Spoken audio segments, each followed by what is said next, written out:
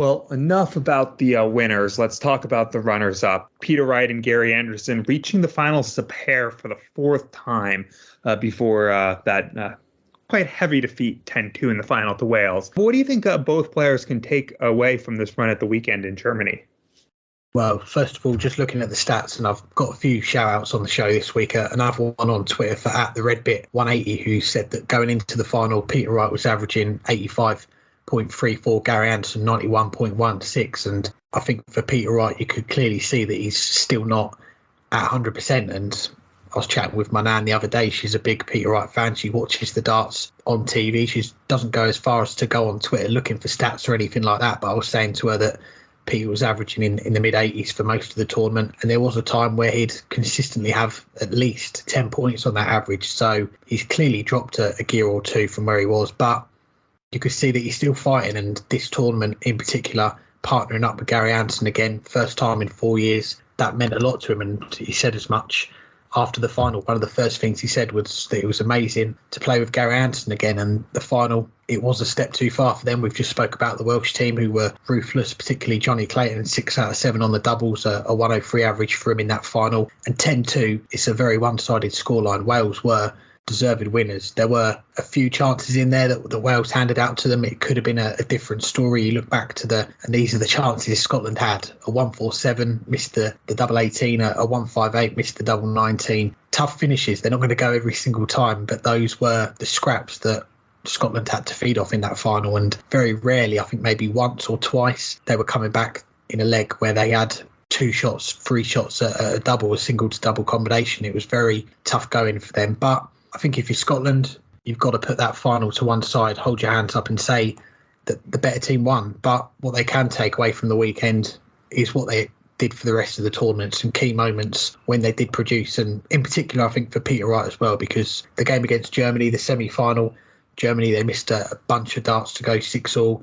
And in that pressure moment, Peter Wright steps up, takes out the 109 to go 7-5, then kicks off that next leg with a 180. Gary Anderson follows it with a 180. And at the end of the leg, when they're stumbling towards the finish line, Peter Wright takes out the 66 one-dart tops. And that is the clinical Peter Wright that we know. So it is still in there. And with Gary Anderson, the last 16 against the Philippines, their first game of the tournament, Philippines were waiting on 46 to go 6-all. Gary Anderson takes out a 141, 7-5 up, and then they go on and win it 8-5. So I think both players can look back at the weekend and say there's moments in there of magic, and they've both still got it. And I think for Peter Wright in particular, he's got to take some belief from that coming into what is going to be, we've spoke about it a lot, a crucial second half of the year. Match play and World Championship prize money, title money to defend his place. He's number 2 at the moment in the world. His place in the top 10 is under threat come the end of the year. So he needs a big second half of the year. And Gary Anderson, as much as his form has been on the up this year, he's won on the floor. He's been back on the Euro Tour. This was his best run that he's had on TV for a while as well. So I think it's going to give him a bit more hunger. He won't be content to be runner-up, and he'll want to go one better next time. Yeah, I think for Scotland, I don't think they can complain about having made the final because they were not the best team this weekend. That was Wales, but I don't think they were the second or even third best team. You know, I think if I were to say who's the second best, I'd probably go Belgium, who lost to Wales in the other semifinal, and the third best might even have been Germany, who they beat in the semifinals. But Scotland, as you said, they hit at the right times, at least up until the final. But they got lucky. You know, you look at that match against Germany. Germany missed, you mentioned to level at 6-all, missing, I think it was at 8 darts, but they missed 22 overall at double in that match, going 5 out of 27 on the finishing doubles compared to 8 out of 16 for Scotland. Included 4 legs where they were first to the double that they ended up losing. It easily could have been 9-4 the other way. I don't know what to really make of Scotland's week. You know, also throwing in that they got a bit of a fortunate draw going against our 2 dark horses in their first 2 matches,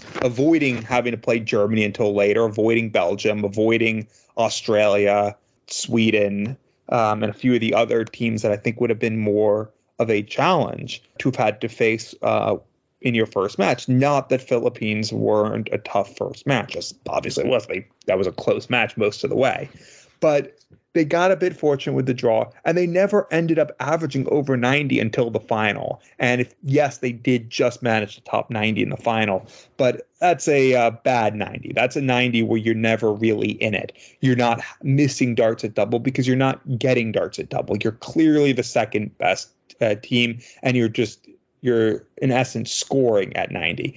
Pairs play is more difficult. 90 plus averages are more challenging to get. But you look, England averaged 93.5 and 94 across their two matches. Wales, just under a ton, 92, basically 96, and then basically 96 again in the final. Australia, in their knockout matches, 90 and 95.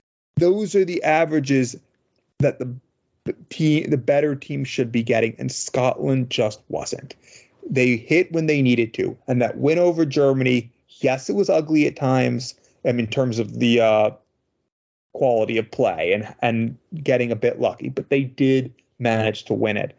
But they both need to play better than that if they're going to do exactly what you said they need to do. For Gary Anderson, that's claw back into the top 16 in the world.